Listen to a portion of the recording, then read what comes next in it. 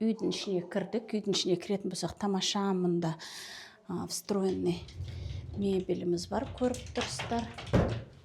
Мұнда гостевой санузел, мінекей.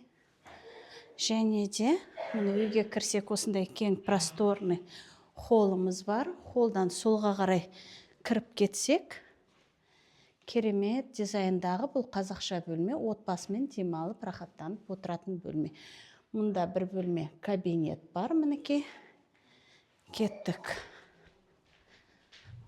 Кіргеннен оң беткейімізде тамаша стильдегі, мінекей көріп тұрсыздар, мынау таспен жасалынған осындай қонақ бөлме залымыз. Өте кең, ені де кең, өзі де әдемі жарасымды, осындай тамаша стильдегі қонақ бөлмеміз.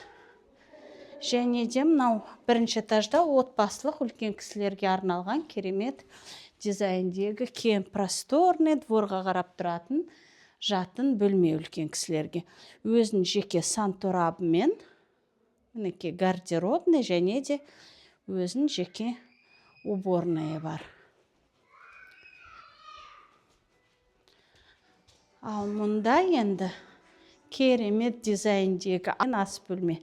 Каменная столешница, островок, өзіне жарасымды жиһаздар, отбасымен отырып шай ішіп телевизор көретін жеріміз. Және де мұнда жаңа айта кеткендегідей далаға шығып кететін есігіміз бар. Мінекей зона барбекю. Көрсетіп жібересің ба? Мінекей зона барбекю, сыртқа ауламыз. Осындай тамаша сыртқа ауламыз бар.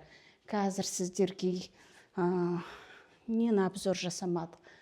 Бұл жерде цокольный этаж бар. Цокольный этажда тренажерный зал, үлкен холл, 3-4 бөлме. Осындай, точно осындай көлем цокольный этаж да орналасқан. Және де неміз қалды?